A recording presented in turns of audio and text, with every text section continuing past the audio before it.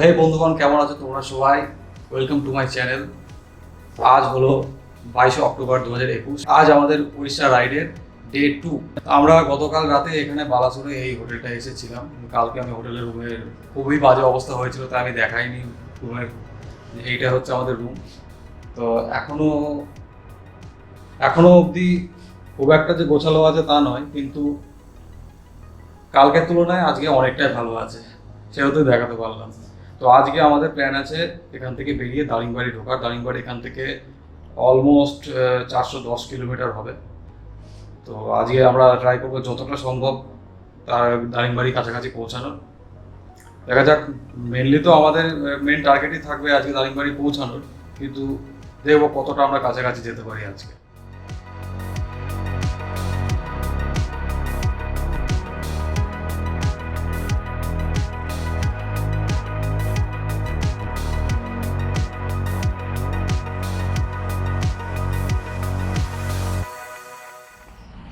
Hotel থেকে বেরিয়েছিলাম আমরা মোটামুটি 7:30 নাগাদ। তো বেরিয়ে জাস্ট 1-1.5 কিলোমিটার মতো আসার পরেই আমাদের গাড়িতে পেছনে যে র্যাকটা লাগানো ছিল হঠাৎ দেখি সেটা ঝুলে যায় ঝাঁকুনি লেগে। তো সেটার জন্য সেটা ঠিকঠাক করা হলো, আমাদের লাগেজপত্র এদিক ট্রান্সফার করা হলো অন্য গাড়িতে। তো এখানে আরও 1 ঘন্টার মতো টাইম গেল। কী বলো, আজকে আর দারিংবাড়ি মনে হয় পৌঁছাতে পারবো না আমরা। দেখা যাক কতদূর কী হয়।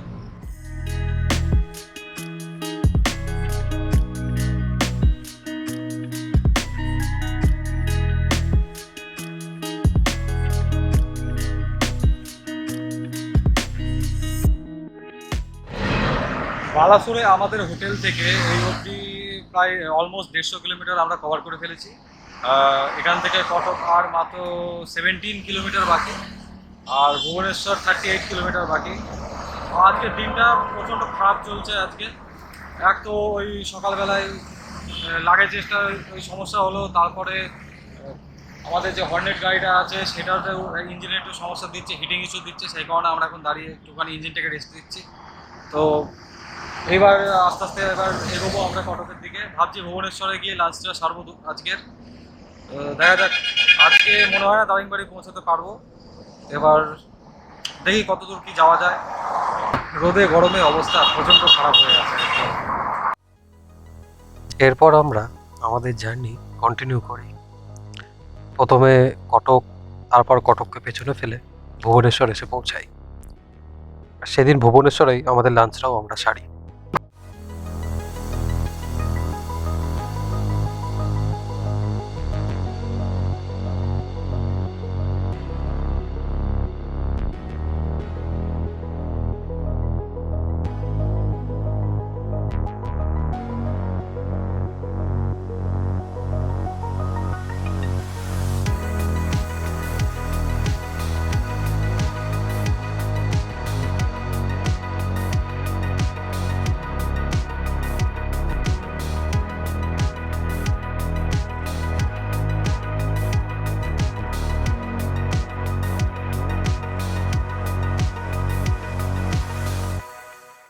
তো বন্ধুগণ, এখন আমরা দাঁড়িয়ে আছি ভুবনেশ্বরের টাউনের বাইরে।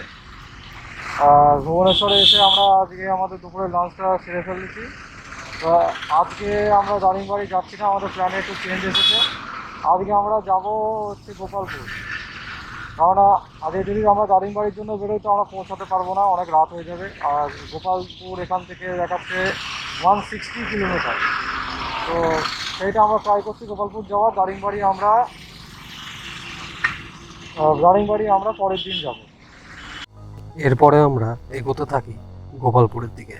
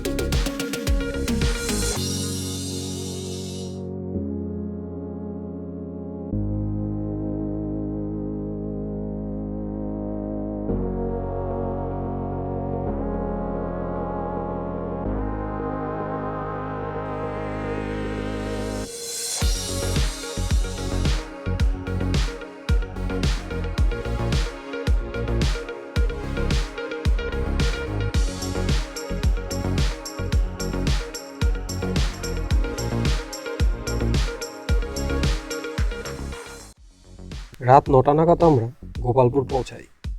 তারপর কিছুটা খোঁজাখুঁজি করার পর আমরা হোটেল পাই। আর ব্যালকনি থেকে রাতের সমুদ্রের দৃশ্যটা দারুণ লাগছিল। যেহেতু সেদিন আমরা সবাই প্রচণ্ড টায়ার্ড ছিলাম, তাই ব্যালকনিতে বসে কিছুটা টাইম কাটানোর পর আমরা তাড়াতাড়ি ডিনার সেরে সেদিন শুয়ে পড়ি।